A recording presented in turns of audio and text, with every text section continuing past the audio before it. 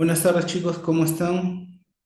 Eh, bueno, disculpen la demora para esta clase que nos faltaba de hace una semana y media. Bueno, vamos a empezar. El tema de tuberculosis es un tema bien amplio, chicos. Lo que voy a tratar es de resumirlo, lo más importante que me parece que ustedes tienen que saber dentro del diagnóstico y manejo de tuberculosis. Obviamente, y a partir de ahí es lo que van a darse varias controversias con respecto al uso de corticoides, con respecto al uso del tratamiento en un tiempo determinado, de acuerdo a cuándo valorar, cuándo hace resistencia, cuándo no. Esas son valoraciones que uno hace tanto en la práctica clínica como evaluando directamente al paciente durante los estudios que se realizan, ¿no? Obviamente, hablamos de tuberculosis, es muy amplio. Entonces vamos a tratar de resumirlo y hacerlo que sea mucho más sencillo para que ustedes puedan entenderlo. Bueno, como ustedes ven, hablar de tuberculosis, hablamos de netamente de su origen, ¿ya? Obviamente que cuando hablamos de tuberculosis hablamos de un germen que es un germen que dentro de sus capas tiene ácidos micólicos. Esos ácidos micólicos es lo que le da lo que le da la característica al, al micobacterio, ¿no? Dentro de su pared. Y de cierta manera también le da algunas características las cuales nos va a permitir a nosotros utilizar algunas tinciones, como por ejemplo el 100 Nielsen, las cuales hace que los pacientes, o perdón, que los gérmenes se puedan teñir de un color característico cuando se les realiza, en este caso, el proceso de la baciloscopía, ¿no? Entonces, normalmente, obviamente, como toda célula, ¿no? Procariota tiene su membrana. Esta membrana está recubierta por un peptidoglicano, igual que todas las bacterias, pero en la parte ya más superficial es donde se van a unir lo que nosotros llamamos los arabinanos y los ácidos micólicos, que son lo que le van a dar la parte característica y, digamos así, algunas resistencias y en casos extremos le va a permitir a la célula estar en vida, en formas de vida libre, ¿no? ¿Ya? Y obviamente que depositados en estos ácidos micólicos van a encontrarse algunas estructuras de proteínas como los lipoarabinomananos, que son como la parte más superficial, que se van a unir a estos ácidos micólicos, ¿no? Y eso se tienen que recordar, ¿ya? Lo que nosotros llamamos LAM, porque también el LAM, digamos, es un antígeno que contienen las micobacterias, y lo que les voy a más o menos a resaltar en algunos diagnósticos de tuberculosis. Muy bien. Entonces, ¿qué sabemos del micobacterio? El micobacterium, como toda bacteria, el micobacterium dentro de ese grupo de bacterias, obviamente a través de los años, dentro de su proceso, dentro de su árbol filogenético, se han estado evolucionando y de cierta manera cambiando para que puedan adaptarse a ciertas áreas o a invadir a ciertos huéspedes susceptibles o estar en lugares donde recurrentemente hay la transmisión, ¿no? Entonces, el Mycobacterium tuberculoso, en realidad tenemos un complejo, que le llaman el complejo tuberculoso. Dentro de ese complejo tuberculoso es lo que vamos a hallar algunas especies, aparte del tuberculoso, obviamente de la tuberculosis, algunas especies que van a estar, digamos, infectando, pueden ser animales, algún otro tipo de huéspedes que no necesariamente son el humano, pero pueden provocar en algunos casos infecciones humanas. ¿Y quiénes son esas micobacterias que forman parte del complejo tuberculoso? Bueno, como ustedes ven acá, tenemos al Microti, al Africanum, tenemos al Bovis, ¿ya? Tenemos al Oryis, ¿ya? Pero lo que más les he mencionado, como el Bovis, el Microti el africanum junto con el caneti son las especies o subespecies que pertenecen al complejo tuberculoso, ¿ya? O sea que derivan de la misma familia, por decirlo así, del mismo género, ¿ya? Y obviamente que estas no todas van a ser, producir infecciones en los humanos. Obviamente el Mycobacterium tuberculosis es el que va a la cabeza, que provoca infecciones crónicas en los pacientes susceptibles. Pero también puede haber en algunos animales, pueden haber saltado en algunos animales, que pueden ser primates, roedores, ¿no? De todo esa índole. Entonces, esa parte es importante porque hay que entender que las bacterias existen o existían, existen y existirán, que es lo más probable, ¿no? Mucho más, ya que ellos se adaptan continuamente y van formando especies y subespecies que lo van a mantener en una línea continua de supervivencia, y esto va a hacer que continuamente estén permanentes, en permanente cambio, ¿no? Con el medio ambiente y con el huésped que invade. Entonces ahí tienen, bueno, cómo más o menos el complejo tuberculoso se fue más o menos desarrollando, ¿ya? Y todo obviamente a partir de un árbol, de una rama principal, que van obviamente desarrollándose y avanzando de acuerdo a los tiempos, ¿no? De acuerdo a la capacidad de evolución que van a tener este tipo de bacterias. Entonces, las micobacterias atípicas también son, digamos, micobacterias no tuberculosas, son otro grupo tan grande que también tienen sus especies y subespecies que también van a estar en continua evolución, como ustedes ven acá, ¿no? Van a compartir árboles, ramas principales o troncos principales, ¿no? O sea, son un montón de micobacterias que están distribuidas en todo el mundo, ¿ya? Como ustedes ven acá, y el complejo tuberculoso es un complejo grande que abarca no solamente, que también pueden estar enmarcados en otros complejos no tuberculosos como el marinum o el smegmatis, que son otros tipos de micobacterias que están en vía libre, ¿no? Entonces, ¿quiénes son los que les mencionaba? Ahí está, del complejo tuberculoso, el africano, el candeti, el bovis y el microti, que son los más conocidos, ¿ya?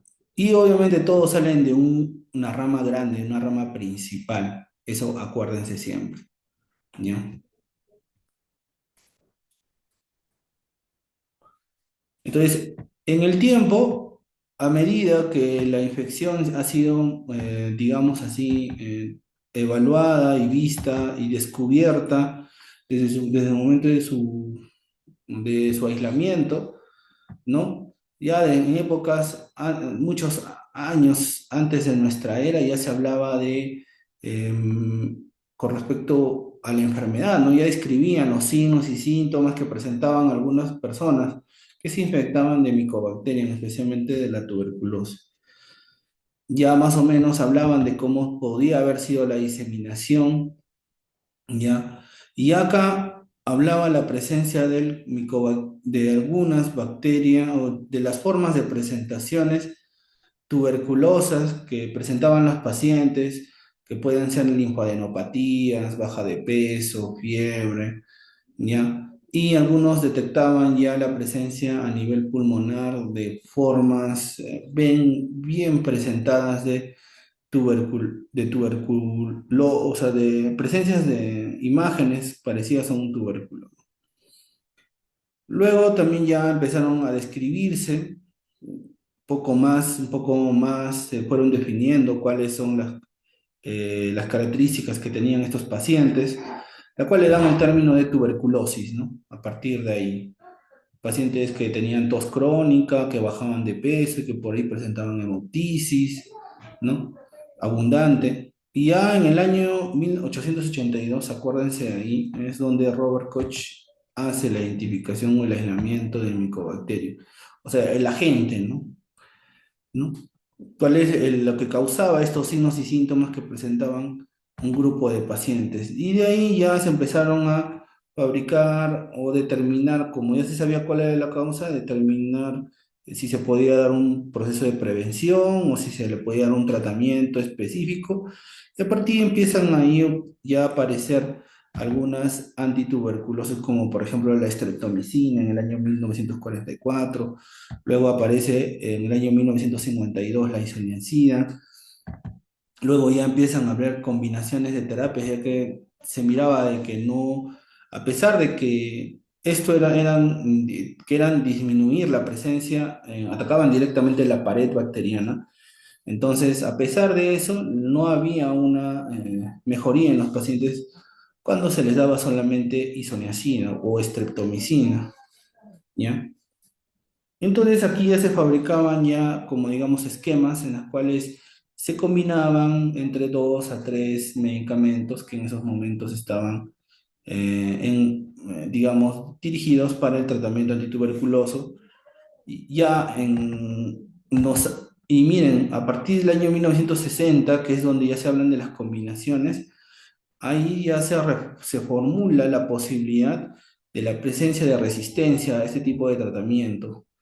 Entonces, a medida que pasaba el tiempo ya empezaban a aparecer nuevos tratamientos antituberculosos, como el etambutol, luego apareció la rifampicina, que ya eran medicamentos que eran mucho más selectivos en el manejo, como por ejemplo la rifampicina atacaba directamente lo que es la ADN polimerasa, ¿no? Que es una enzima que lo que ayuda es en la formación continua de los plámidos y de los cromosomas que se encuentran en el citoplasma, ¿no?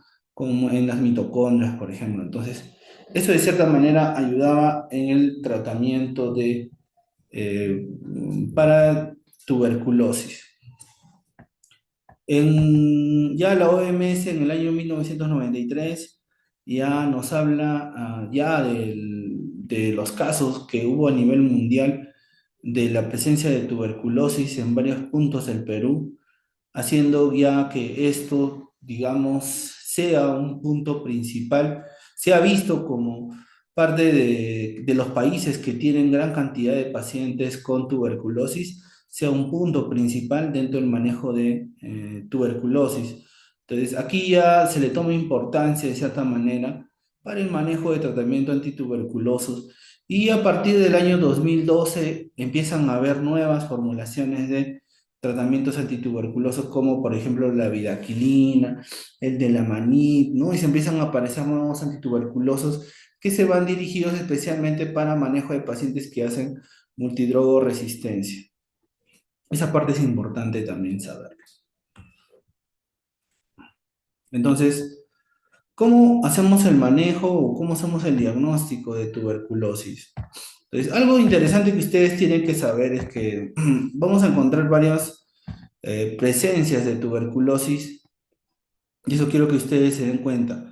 Uno es cuando una persona no ha adquirido, o sea, no es en un lugar endémico, ¿ya? Y tiene contacto, o perdón, no tiene contacto. Entonces, por lo tanto, esta persona que nunca ha desarrollado, de cierta manera, porque no está expuesto en algún momento a la tuberculosis, entonces no va a desarrollar posiblemente algún tipo de susceptibilidad hacia el germen.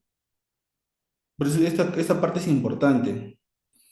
Un paciente que no está expuesto, un paciente que normalmente en el lugar donde habita no hay tuberculosis, pero viaja a un lugar de tuberculosis y de repente no desarrolla ningún síntoma, sino solamente tuvo contacto o exposición con la tuberculosis, lo que puede generar es una respuesta inmunológica, porque el sistema inmune trata de contener y lo va a tratar de eliminar. Por eso que las pruebas, como las pruebas de detección temprana, como las pruebas de tuberculina o las pruebas de test subcutáneas o el IGRA, por ejemplo, salen positivas, ¿ya? Entonces, ¿puede haber un contacto? Sí. ¿Te puede determinar que el paciente está expuesto? Sí, pero ¿te determina la enfermedad? Eso justamente viene el detalle en el proceso del uso de estas pruebas.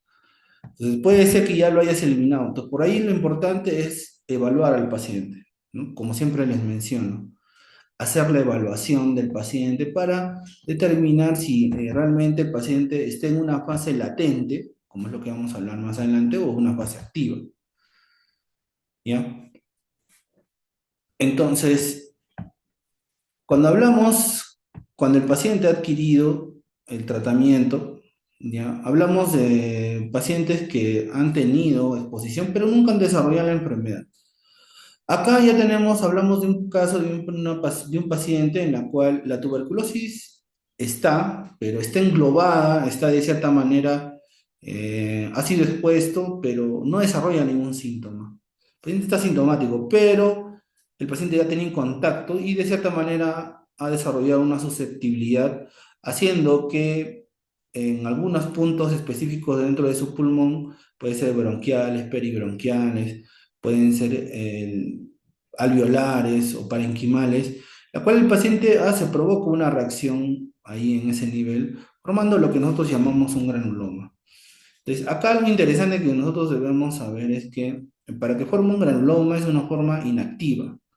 Es en el proceso en el cual el paciente ya puede desembocar en una fase activa, como tiene la posibilidad de que vaya a esta fase, que es la fase de eliminación, o sea, que no llegue a tuberculosis y que lo elimine en su mismo cuerpo.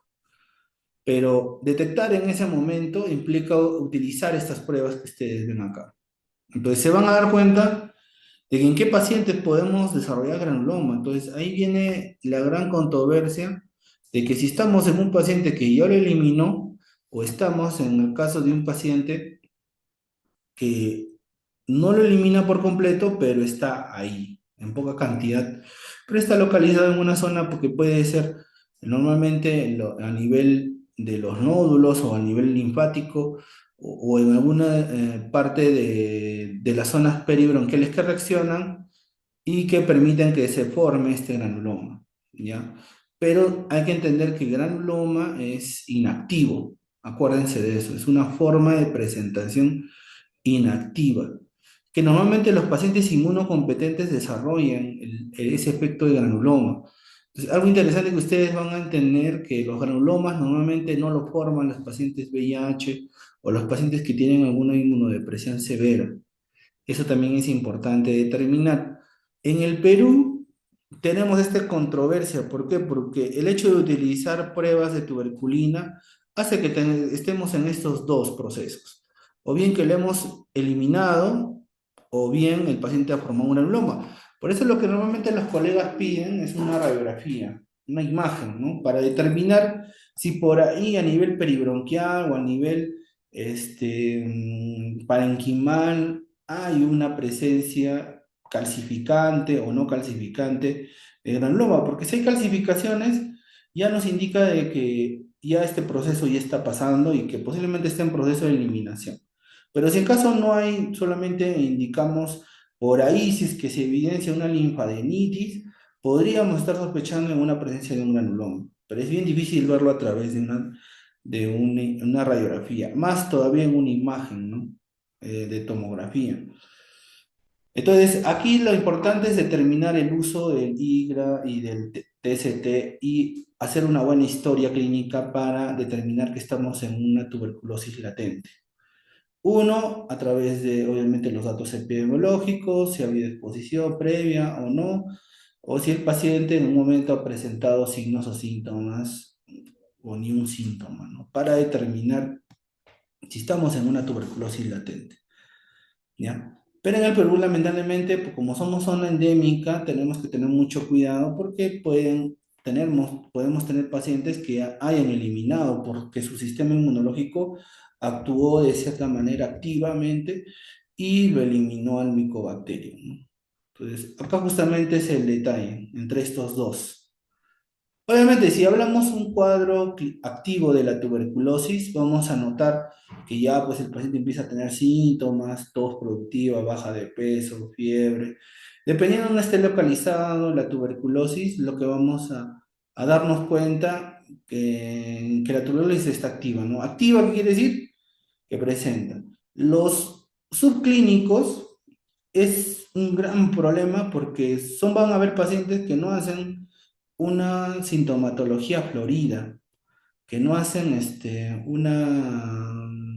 o que no tienen signos y síntomas muy característicos, ¿no? Puede ser que el paciente haya estado bajando de peso, y nadie se ha dado cuenta, y de repente le toman una tomografía o una imagen y encuentran una lesión a nivel retroperitoneal o periganglion a nivel aórtico, y el paciente justo está ahí, le hacen una biopsia, le sacan eso y lo mandan a vaciloscopía y sale positivo, ¿no? Y el paciente por ahí tuvo baja de peso nada más, de ahí un poco de dolor, posiblemente en abdomen, pero nada más, y todos pensaban que posiblemente era una neoplasia. Sí, sí, sí se puede dar, ¿ya? Y entre esos dos es lo que vamos a tomar las decisiones, porque la evaluación tiene que ser constante, especialmente si hablamos de pacientes con tuberculosis clínica. En ellas, por ejemplo, también involucramos a pacientes inmunodeprimidos, porque los pacientes inmunodeprimidos, los síntomas no lo van a hacer tan floridos como un paciente inmunocompetente. Entonces, no lo van a presentar tan rápido, ¿no? A lo típico que nosotros pensamos, ¿no? En 2 semanas, baja de peso, fiebre, ¿no? A veces no, a veces solamente tienen sudoración nocturna, o a veces solamente tienen fiebre, una fiebre intermitente que va y viene, que toman paracetamol y el paciente está como si nada. Pero la tuberculosis está ahí, ¿no? O sea, tú puedes sospechar esta forma subclínica en pacientes inmunodeprimidos, porque sabes que los pacientes inmunodeprimidos no están floridos en la parte clínica, o sea, los signos o síntomas no son tan floridos. Entonces, el hecho de utilizar estas pruebas te van a limitar. ¿Por qué? Porque, mira, tenemos acá vaciloscopías, te van a limitar bastante. En cultivos también te van a limitar. Eso que el cultivo, obviamente, que es el gol estándar para tratamiento. Y acá, por eso que de cierta manera a veces nos ayuda bastante las pruebas inmunológicas o las pruebas que tienen un poco más de sensibilidad y especialidad, como es el IGRA, por ejemplo. Sí te ayuda bastante. Entonces, eso, por ejemplo, sí te puede ayudar. Otro, por ejemplo, este, las biopsias, chicos. Las biopsias son importantes. Lamentablemente en estos pacientes subclínicos hay que ser invasivos. Y los pediátricos también podrían estar en esa parte, porque a veces los pediátricos también no son tan floridos los resultados que tienen o los signos y síntomas que presentan. Entonces ahí va a haber siempre va a haber un límite si es que es tuberculosis o no. Entonces las pruebas de cierta manera nos ayudan, sí, pero lo que tengo que explicarles y decirles es que la clínica manda. La clínica manda, chicos. Por eso que una buena historia clínica prácticamente te va a dar un 80% del diagnóstico.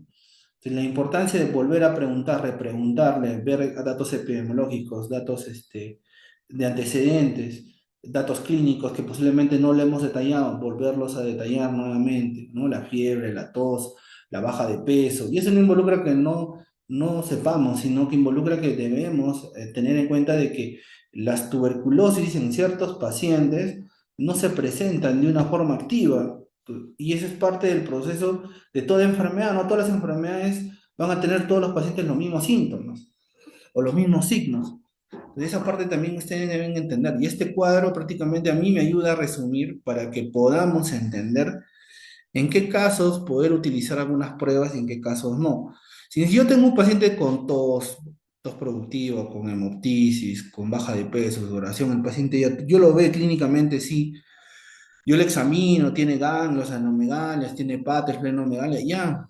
Entonces, prácticamente hasta clínicamente, sin necesidad de pedir la vaciloscopía, ya tengo el diagnóstico. Entonces, posiblemente solamente esperaría la vaciloscopía para que salga positivo, ya le esperas, hermano. Pero el problema viene acá, en los pacientes subclínicos. Entonces, ya les menciono, ¿no? Los pacientes, algunos, los pacientes pediátricos, los pacientes inmunodeprimidos, ¿ya?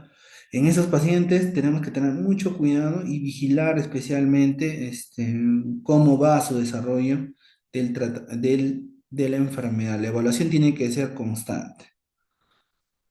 Muy bien. Entonces, bueno, esta es parte de la fisiopatología, que eso les dejo ahí, tómenle foto, léanlo, ¿ya? Entonces, eso también es parte del proceso de cómo la tuberculosis puede volverse una tuberculosis activa o cómo puede ser una tuberculosis latente, ¿ya? Eso obviamente depende mucho de la capacidad de ambos, ¿no? Tanto del huésped como de la micobacteria. ¿no? Puede haber algunas especies de Mycobacterium tuberculosis que pueden ser muy agresivas, que pueden rápidamente reproducirse, otras que pueden ser lentas dentro de su reproducción, pero también depende mucho del sistema inmunológico. El sistema inmunológico, si los linfocitos no están haciendo la formación adecuada, de la eliminación adecuada de este tipo de gérmenes, a la larga estas se pueden diseminar, se pueden ir vía linfática, se pueden ir vía hematógena o activar una cascada ahí a nivel pulmonar, haciendo que el paciente empiece a tener signos y síntomas respiratorios, ¿no? Muy bien, esto es más de lo mismo, como todo va a depender de los marcadores, del cuadro inflamatorio, lo que les he mencionado previamente, ¿no? Existen obviamente múltiples patrones con respecto a cómo la tuberculosis puede desencadenar en un cuadro inflamatorio, que esto lo puede llevar a ser inactivo o lo puede llevar a ser activo, ¿no?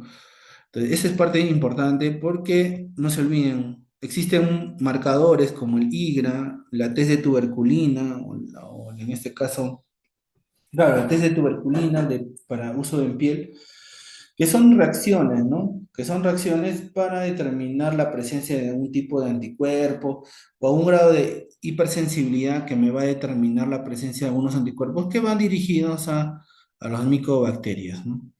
Ya, por ejemplo, las pruebas moleculares, ya son pruebas en las cuales utilizarlo en una muestra específica para buscar partículas de ADN partículas de ADN o de patrón genético del Mycobacterium para que a partir de ahí se empiecen a detectar la presencia de Mycobacterium y a la vez hasta posiblemente su resistencia a algunos antimicrobianos porque se pueden detectar algunos genes de resistencia, ¿no? Que puede haber ahí. Muy bien.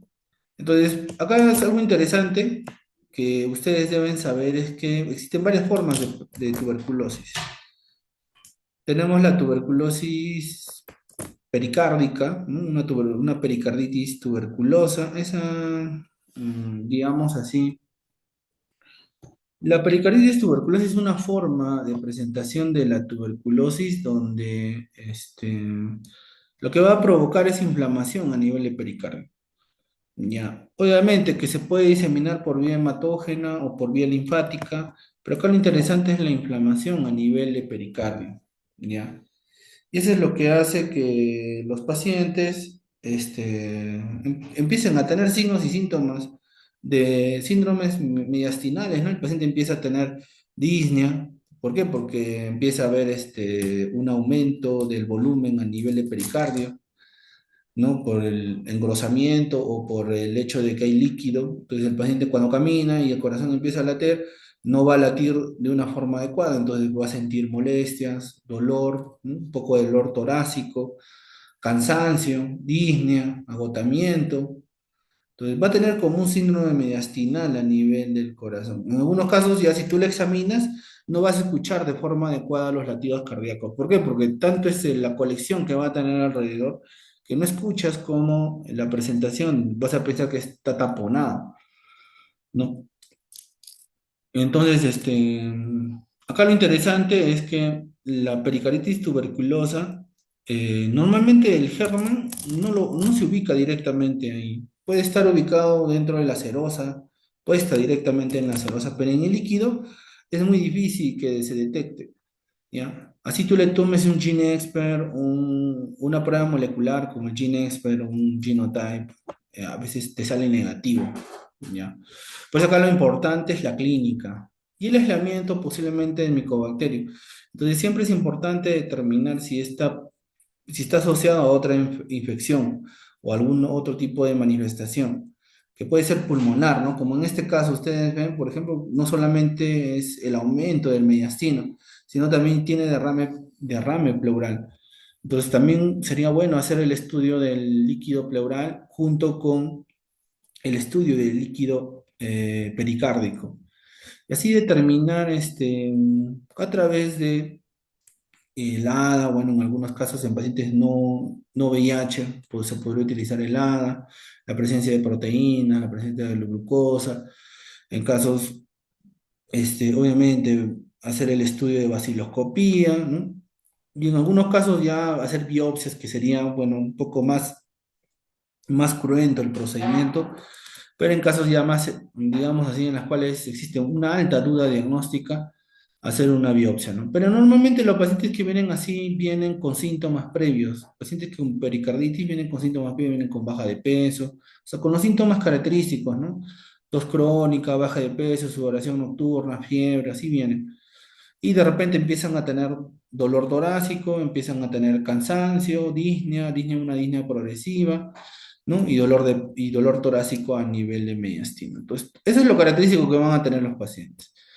Luego, obviamente, acá lo que debemos tener en cuenta es que los pacientes con tuberculosis pericárdica o pericarditis tuberculosa, está indicado el uso de corticoides, ¿ya? Y el drenaje. ¿Por qué? Porque puede haber el riesgo de que el paciente sí se tapone, pues, ¿no? Se tapone y pueda fallecer rápidamente. Entonces, los corticoides sí están indicados, especialmente si son pacientes VIH, ¿no? O perdón, no VIH, ¿no? Especialmente en ellos, ¿ya? Por el riesgo de desarrollar una pericarditis constrictiva, ¿no? Por eso que se les da. ¿Ya? Entonces es importante detallar esa parte. Entonces, el aislamiento puede ser respiratorio del BK o de la vaciloscopía. Si tienes una vaciloscopía positiva en esputo, obviamente asocias todo eso y piensas que todo es una pericarditis tuberculosa. Como les repito, normalmente es muy difícil aislar en líquido pericárdico la presencia de Mycobacterium, es muy difícil ello. Existe una sensibilidad entre un 40 a 50% en Ginexpert. En vaciloscopía no sube al 10%. Entonces, es muy poco probable que tú le aísles el BK, la vaciloscopía en líquido pericárdico. Es muy poco probable. Pero sí, el aislamiento en otras zonas como líquido pleural, pulmonar o respiratorio sí te puede ayudar y así determinar la presencia de tuberculosis a nivel pericárdico. El otro es la tuberculosis intestinal. La tuberculosis intestinal es otra forma de presentación de la tuberculosis. Hay dos vías para que se pueda contagiar una persona de tuberculosis. Una es la vía oral directa, o sea, la diseminación directa, y de repente el paciente, bueno, su mucosa no está de una forma adecuada, la mucosa intestinal, y eso permite el anidamiento y la reproducción del Mycobacterium. Y el otro es por vía hematógena, ¿no? Que por vía hemática viaje por todas las zonas del sistema y vaya directamente a las mucosas, ¿no? Y ahí se empieza a proliferar y provocar los signos y síntomas característicos en una tuberculosis intestinal. Bien. Normalmente los pacientes que te hacen tuberculosis intestinal, bueno, igualito, ¿no? Hacen fiebre, baja de peso. Acá la baja de peso es mucho más notoria. Pero también van a tener síntomas gastrointestinales como diarrea, dolor abdominal, náuseas, vómitos, ¿no? O la presencia de alguna masa. En algunos casos se ha visto que los pacientes pueden tener visceromegalia, ¿no? O en casos de compromisos, hepatitis, por ejemplo.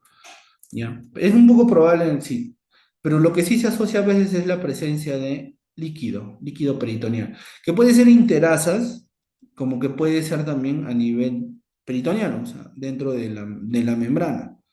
Entonces, la presencia de líquido peritoneal también puede asociarse no solamente con este, tuberculosis intestinal, también con tuberculosis peritoneal, que puede haber sembrado, ¿no? Esa parte es importante. Porque normalmente si hablamos ya de peritoneal, el paciente tiene dolor intenso. Tú le palpas nada más y el paciente siente como signos peritoneales. Y eso se debe porque hay irritación. No, y no se olviden que el peritoneo, especialmente el peritoneo parietal, es altamente agudo, o sea, tiene receptores que detectan rápido y localizan el dolor. Entonces, si ya hay anidamiento del tú lo vas a confundir como si fuera una tuberculosis, pero vas a confundirlo como si fuera un abdomen agudo, ¿no? Es lo más frecuente, porque los pacientes llegan por emergencia y a veces no les detallan muy bien a veces los emergencistas también, especialmente de medicina o de cirugía, a veces no les detallan muy bien desde cuándo está enfermo. Si es un episodio recurrente o si es un episodio actual. A veces ellos mismos se guían porque tienen un alto dolor y de repente le piden una tomografía y ven bastante líquido, ¿no? Bastante líquido a nivel peritoneal. Entonces, a veces también se sospecha como una neoplasia, así si en caso la paciente es mayor o un paciente mujer o un paciente varón, ¿no? Entonces, esa parte es importante porque es lo que lo va a diferenciar de la tuberculosis intestinal de la tuberculosis peritoneal. El paciente puede presentar los mismos síntomas, baja de peso, fiebre, sudoración, ¿no? Pero lo que lo va a diferenciar es el dolor. Tú le examinas en un paciente con tuberculosis intestinal, a veces no tienen ni dolor, lo único puede ser que tengan diarrea nada más. Lo que sí vas a notar es una desnutrición bien severa en el paciente, una desnutrición porque el paciente viene con 2, 3 meses con diarrea, bien. Entonces esa parte es importante. Ahora, obviamente, ¿no? Y esa parte es importante porque acá es donde viene la controversia, cuándo es un abdomen agudo y cuándo no, ¿no? ¿Por qué? Porque si hablamos de una tuberculosis intestinal, la tuberculosis intestinal lo que va a hacer es provocar ulceraciones a nivel de mucosa. Esas úlceras al inicio pueden ser pequeñas, pero después se agrandan y estas pueden provocar en algunos pacientes perforaciones, ¿ya? Y esas perforaciones ya prácticamente, digamos, se comporta como un abdomen agudo, ¿ya? O sea, prácticamente tú le palpas y ya tiene un abdomen en tabla, ¿no? Ahí sí es quirúrgico. Ahí sí es netamente quirúrgico, porque si el paciente ya viene con una descompensación, viene con un cuadro rápidamente descompensado, que hace hipotensión, fiebre, y viene con un abdomen, pero bien doloroso, ya eso ya es una peritonitis, ¿no?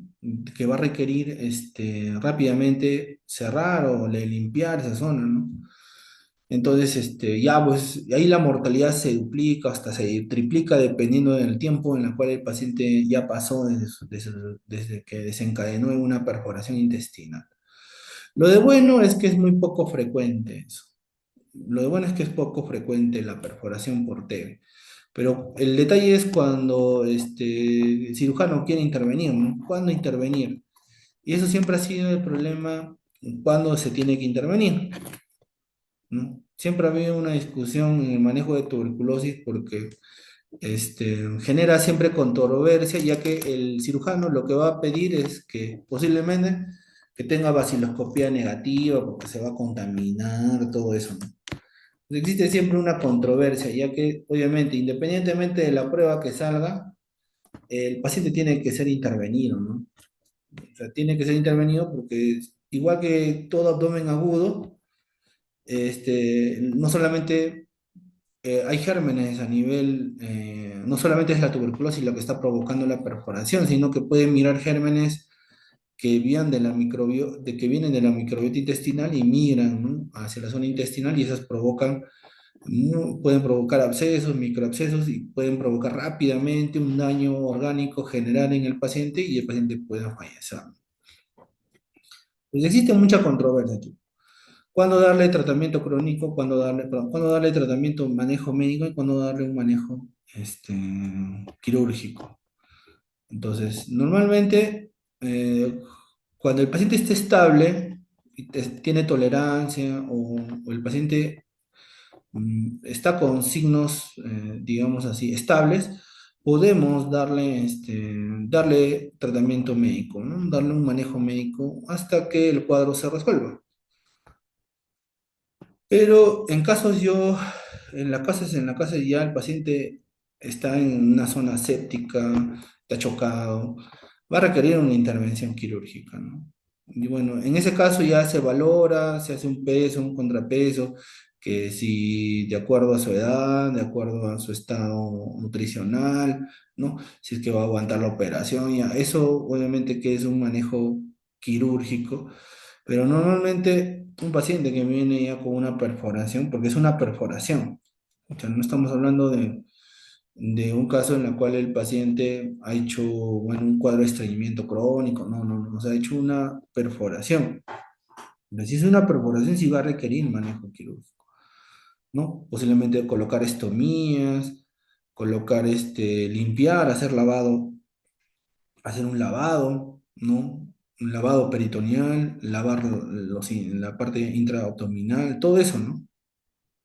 Pues durante ese proceso es lo que se evalúa y se ve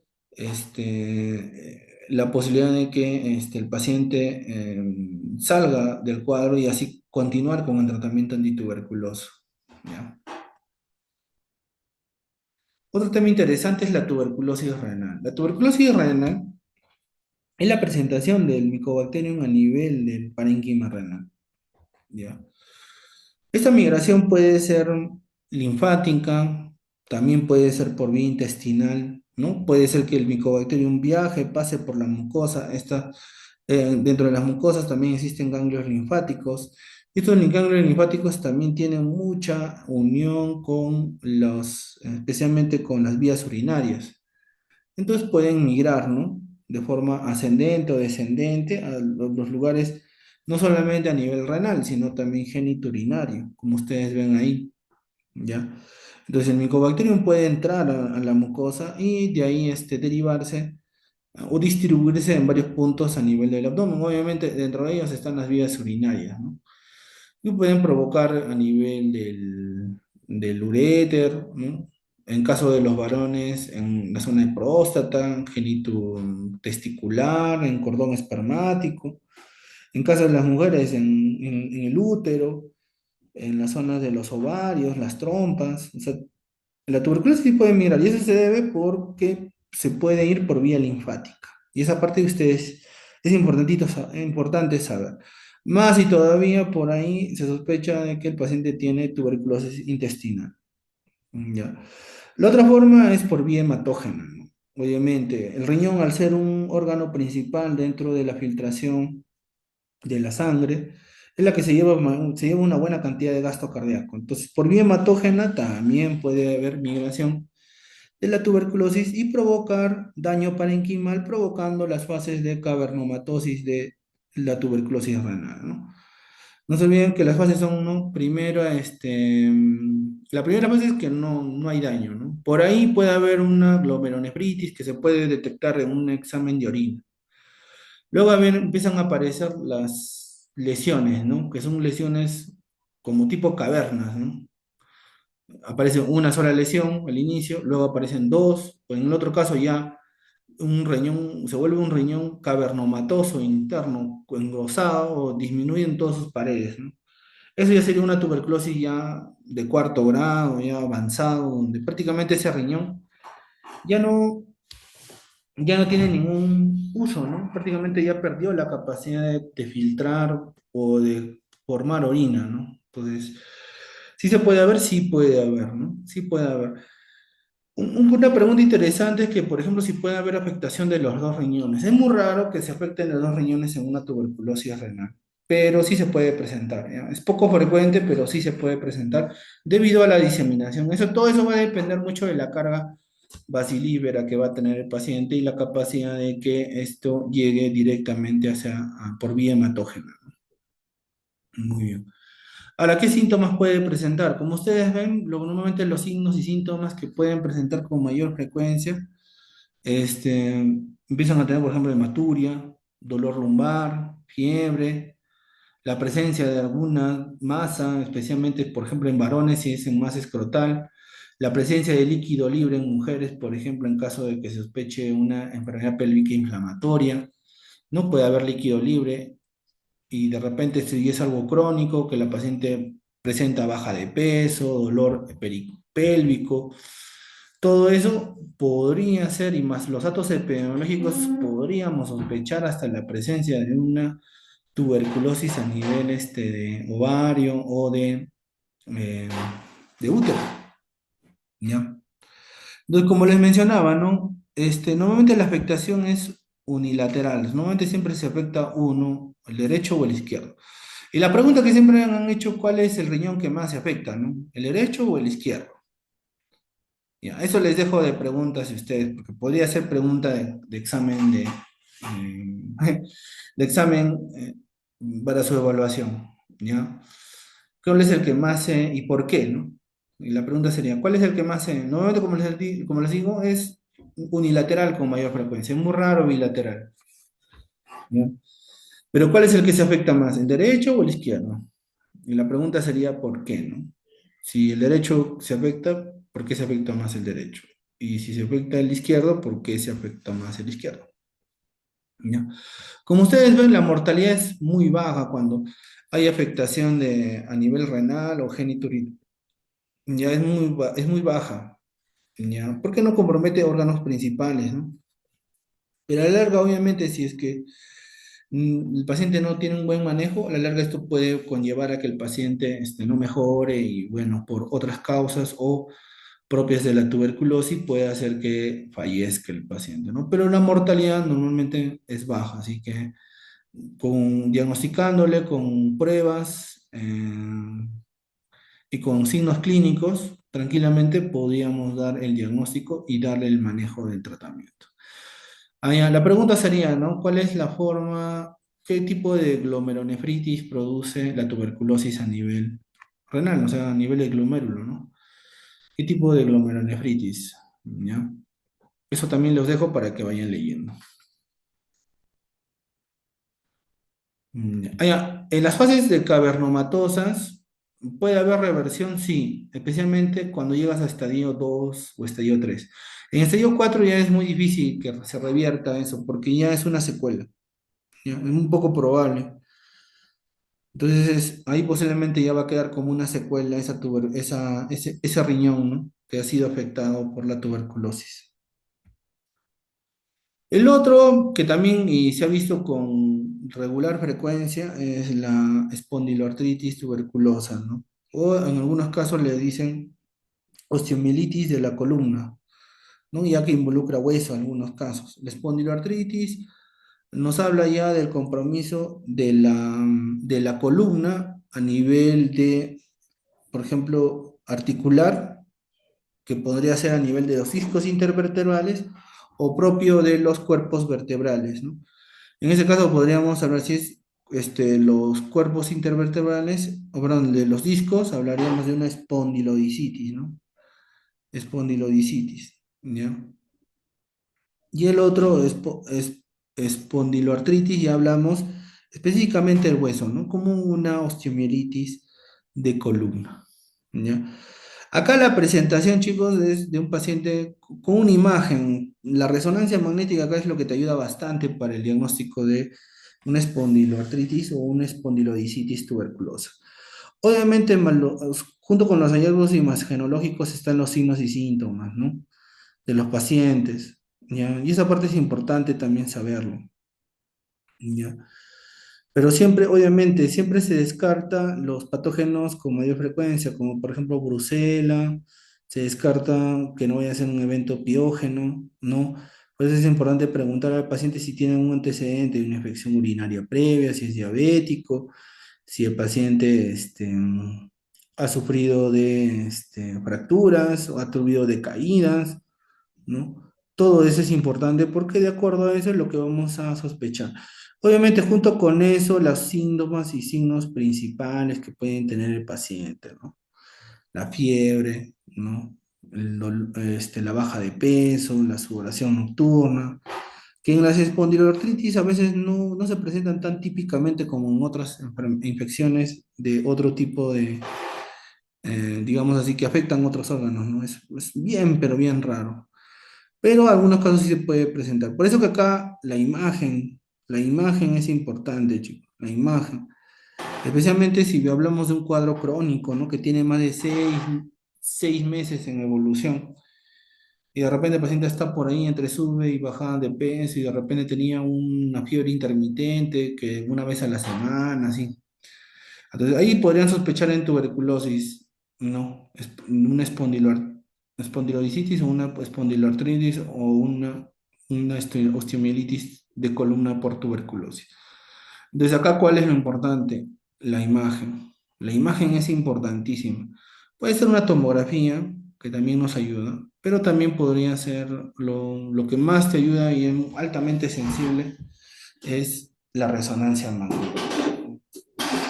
Pues, obviamente que siempre hay que hacer el descarte de la actividad de la tuberculosis pulmonar, pedirle en otros lugares, como por ejemplo exámenes de orina, exámenes de heces, todo eso.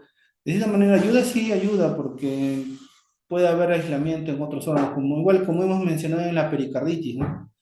Que puede haber aislamiento, no necesariamente a nivel de líquido pericárdico, pero también puede haber, por ejemplo, aislamiento en líquido pleural o en secreción a nivel pulmonar, ¿ya?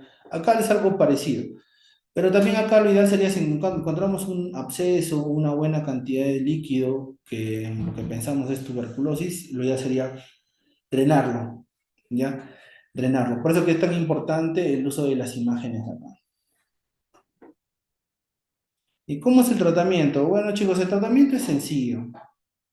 El tratamiento eh, es a través del esquema sensible. Obviamente, a partir del esquema sensible, como ustedes ven ahí, ese es un sacado de la guía para el manejo de tuberculosis. Entonces, acá, por ejemplo, te da la tuberculosis pulmonar, ¿no? Eso solamente es en caso de tuberculosis pulmonar. Pero si hablamos de otros lugares como la tuberculosis, por ejemplo, la pericarditis. En caso de tuberculosis, como por ejemplo la pericarditis, el tratamiento es casi igual. O sea, que es casi igual si es que, por ejemplo, es VIH o no VIH. Si es VIH, obviamente se va a dar tratamiento por 9 meses, ¿no? Pero si no VIH, tranquilamente puede recibir tratamiento por 6 meses. Solamente se va a prolongar el tratamiento en casos extrapulmonares cuando son del sistema nervioso central y son osteoarticulares. En esos casos sí se tiene que aumentar la dosis, ya que en hueso, por ejemplo, a veces los medicamentos llegan poco, y en caso de las meningias, el riesgo de recurrencias a nivel meningio es alto, entonces, y obviamente aparte de las secuelas que puede dejar. Ya. Y la otra condición para prolongar es el VIH. Nada más, en esos dos casos. Porque también si es una MEC con VIH, también se prolonga el tratamiento. Dura más de un año el tratamiento. ¿Ya? Esa parte también es importante. O sea, si hablamos de intestinal, hablamos renal, hablamos pericárdica, el tratamiento es casi igual. Si fuera no VIH. Si fuera VIH ya se prolonga lo que estamos mencionando, ¿no? Se prolonga 3 meses más. ¿Ya?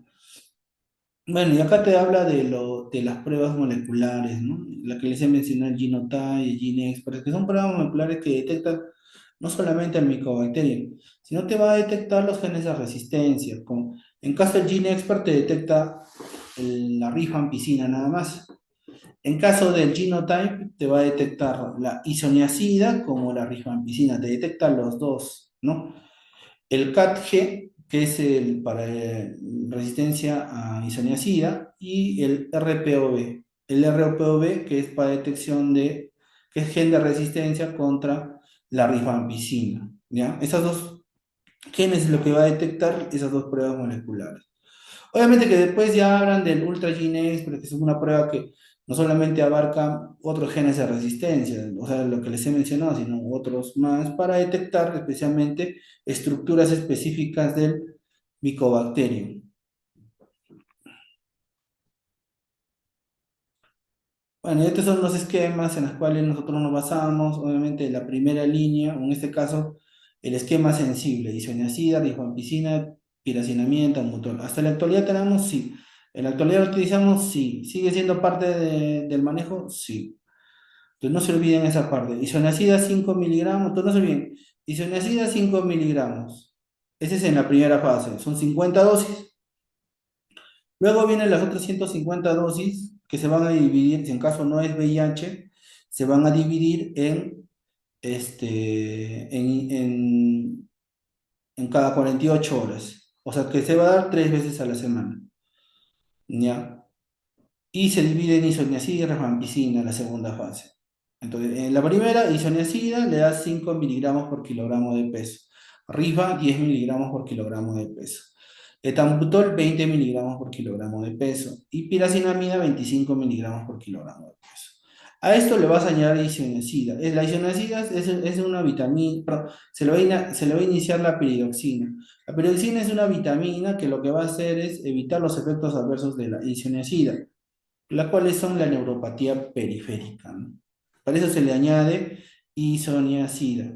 Perdón, piridoxina, perdón, de 50 miligramos. En el otro lado, cuando ya pasa la segunda fase, igualito, subes la dosis de la isoniazida de 5, lo subes a 10 y la rifa se mantiene igual. Y le das, si en caso no es VIH y es, por ejemplo, tuberculosis pulmonar, le das cada 48 horas o 3 veces a la semana. ¿Ya? De esa parte es importante, sí. Ahora, si es VIH y es de afectación pulmonar, lo que tú tienes que hacer es darle prolongadamente. O sea, se le da y se le da continuo. O sea, ahí las dosis son más. Se le da este, 4 o hasta, dependiendo, ¿no? Hasta 6 meses, dependiendo cómo va, le puedes prolongar el tratamiento en la segunda fase. ¿Ya? Pero es continuo. ¿Ya? Muy bien. Ahora, con respecto a los otros que son de segunda, tercera, cuarta línea, bueno, en la actualidad prácticamente ya no se les llama así, ¿no? Ahora los separamos por grupos. Antes se detectaba esos grupos por inyectables, las quinolonas, luego los de segunda línea, que son bacteriostáticos contra la tuberculosis, y los que tienen algún grado de eficacia, que han demostrado algún grado de eficacia contra la tuberculosis, ¿no? En esos casos utilizamos cuando hay ya se sospecha en pacientes con MDR. ¿Ya? Porque cuando hay monoresistencia, lo único nada más el que posiblemente pueda cambiar todo el esquema es la rifampicina. Y ahí sí, si es un paciente con rifampicina resistente, prácticamente el esquema de los cuatro cambia y lo pasas a un esquema MDR, donde utilizas inyectables, derivados de quinolonas y utilizas uno o dos medicamentos que son de la segunda línea de medicamentos que son contra antituberculosis. Pero en este caso, la guía lo ha modificado, ¿no? La guía a partir del año 2020. Ahora sí lo tenemos separado por grupo A, grupo B y grupo C. Esta clasificación nos permite para determinar el grado de actividad contra la tuberculosis. ¿Qué quiere decir, doctor? Que los que están en el grupo A son altamente activos contra la tuberculosis. O sea, tienen alta capacidad bactericida contra la tuberculosis. Esos son el levofloxacino, el moxifloxacino, la bedaquilina y el linezolid.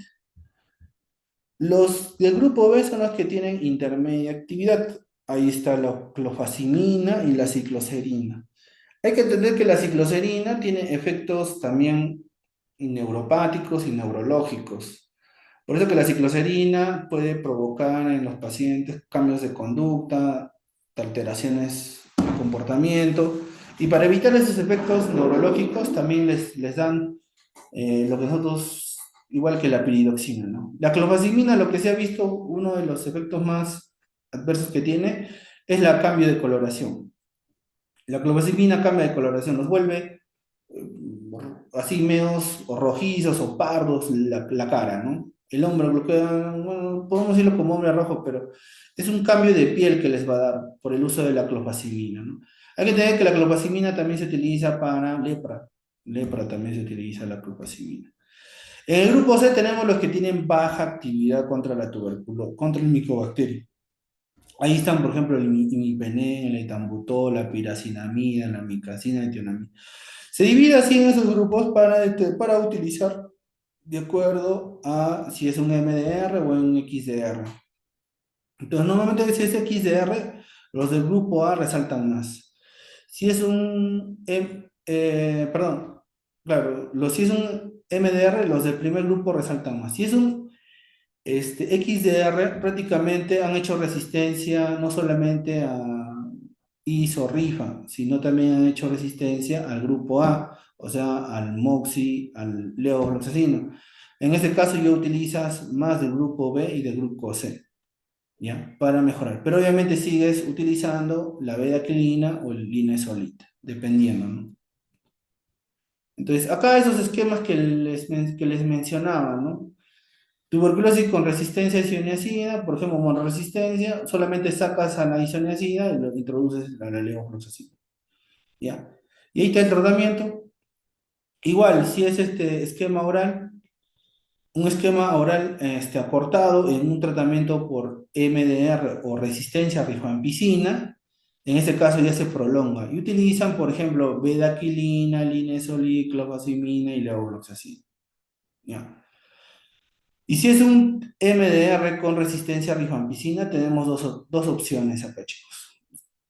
O hasta tres opciones. La que les mencioné en la primera, que es un esquema oral cortado, y tenemos el esquema oral prolongado, que puede durar hasta 18 meses, ¿ya? Y el esquema con inyectable. En este caso, utilizamos, por ejemplo, amicacina dentro del esquema. Pero eso va a ser dentro de los 6 o 8 meses de tratamiento que se les va a iniciar. Entonces, el prolongado utiliza una primera fase que es de 6 meses y luego otra fase de 12 meses. ¿Ya? O sea, un año y medio aproximadamente. ¿Ya? En la de primeros 6 meses utilizas levo, moxi, puede ser levo o moxi, bedaquilina, dependiendo de la valoración. Puedes utilizar linezolid, clofazimina, cicloserina o piracinamida. Eso obviamente se va a valorar de acuerdo al cultivo, ¿no? No es que también sea resistente a piracinamida. Si ya es resistente a piracinamida, pum, se saca de ese esquema. Igualito es en la segunda parte. Si es resistente a piracinamida, se le saca también la piracinamida y continúa nomás con el mismo esquema con la cual las iniciaban. ¿Ya? Bueno, este es el desarrollo, cómo ha estado evolucionando, como les mencionaba. En la actualidad tenemos derivados de rifamicinas. Obviamente, no solamente es la rifampicina, sino ya tenemos la rifapentina, tenemos la rifabutina, la rifocina, por ejemplo, que se utiliza para heridas, por ejemplo, ¿no? Que es muy frecuente. Entonces, eso, por ejemplo, nos ha ayudado bastante para mejorar el uso de los antituberculosos. Esa parte es importante saber. Entonces, el de la manila, el protamani, la bedaquilina, son antituberculosos que ya han sido aprobados. La bedaquilina ya ha sido aprobada para el uso para MDR y XDR. ¿Justamente para qué? Para cortar el tiempo. O sea, estos medicamentos lo que te están ayudando es a ayudar a cortar el tiempo del tratamiento y también de que acortes también el uso continuo del tratamiento. No se olviden que, por ejemplo, la rifampicina se podría utilizar una vez por semana o 2 veces por semana, dependiendo en el paciente. Ya no va a necesitar que cada rato esté tomando medicación. Entonces, la rifampicina, por ejemplo, ha hecho eso que se valore para que mejore el tiempo y la concentración para el uso de medicamentos. Entonces, eso se ha hecho bastante notorio para mejorar en los pacientes que tienen tuberculosis. Entonces, en la actualidad, chicos, todavía hay varios estudios en los cuales se quiere ver la parte de tuberculosis y se quiere mejorar la parte en los esquemas. Uno es reduciendo el tiempo y el otro es reduciendo la cantidad de medicamentos que se deben usar. Por ejemplo, como este esquema, ¿no? 4 meses de régimen con rifampicina con o sin moxifloxacino para utilizar en tuberculosis, por ejemplo. Es un estudio que se dio en England, la cual mm, está, digamos, infravalorada algunos resultados primarios, pero en los resultados secundarios nos da una expectativa de que la rifampicina podría ser un régimen muy bueno en utilizar, por ejemplo, en tuberculosis extrapulmonares, por ejemplo se podría utilizar, ¿no? Entonces, no ha sido tan bueno, por ejemplo, en el uso de tuberculosis pulmonar o en las tuberculosis meningias, pero en otro tipo de tuberculosis ha dado unos resultados secundarios que sí podría ayudar, especialmente utilizando junto con el moxifloxacino, lo que se ha visto. Este es el esquema ya a partir del año 2022, donde ya se hicieron estudios con regímenes de rifampicina, moxifloxacino, el tratamiento que han hecho tuberculosis en pacientes susceptibles que son susceptibles, ¿no? Que son sensibles al primer esquema.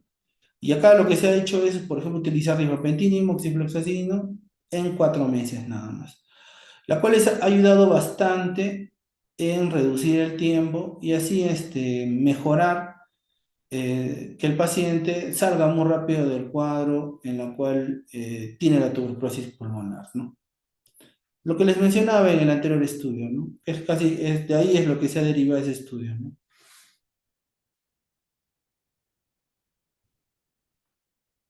Muy bien, chicos.